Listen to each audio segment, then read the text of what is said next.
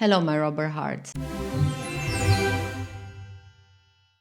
Today we're taking on a classic myth from production floors, purchasing departments, and even some surprisingly experienced technicians. I've heard this line so many times. If you want to cheapen the compound, just add more filler.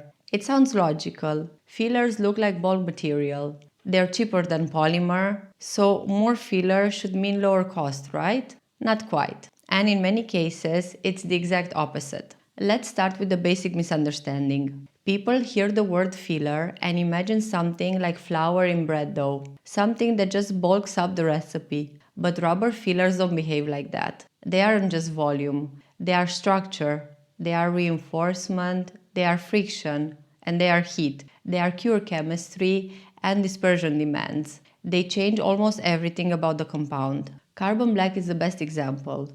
Yes, it's usually cheaper per kilo than polymer, but add too much and you don't save money. You create a rubber that's hard, stiff, slow to process, prone to scorching, and miserable to mold. You lose elongation, fatigue strength, and often dynamic performance. And if the mixer struggles to break it down, the batch becomes inconsistent, so you lose performance and you lose reliability. What looked like a cost-cutting idea becomes a quality problem you end up paying for twice. Then there's silica. Silica is the moment this myth completely falls apart. Silica isn't cheap. Silica plus silane coupling agent isn't cheap. The energy needed to disperse it really isn't cheap. And the testing, mixing control, and cure system adjustments needed to use silica correctly definitely don't come cheap. But why do people use silica?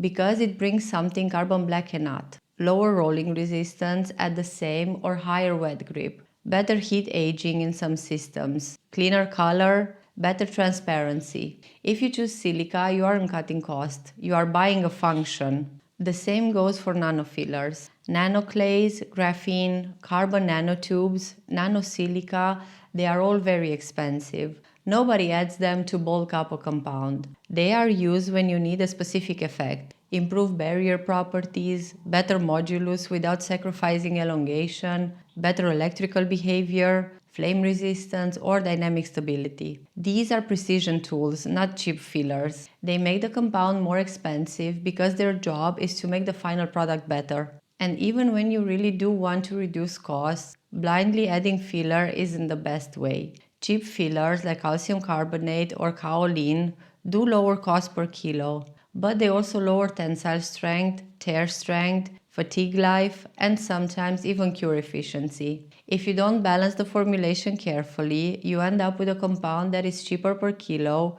but more expensive per part because you can't make the parts thin or fast or reliable anymore.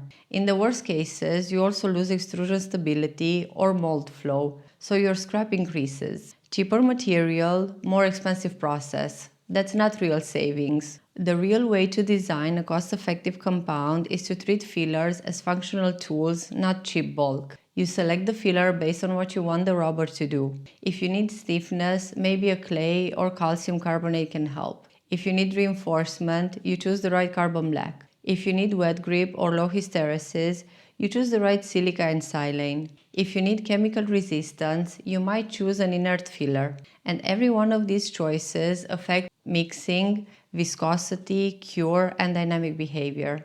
This is why experienced compounders don't ask how much filler can we add. They ask, what is the filler supposed to do? Sometimes a compound with less filler performs better, mixes easier, cures more consistently, even if the material price per kilo is higher. Sometimes a compound with more filler is exactly right, but only because the chosen filler performs a clear function, not because someone wanted to cheapen the mix. So the myth that more filler equals cheaper compound falls apart the moment you understand what fillers really are. They are not bags of cheap powder.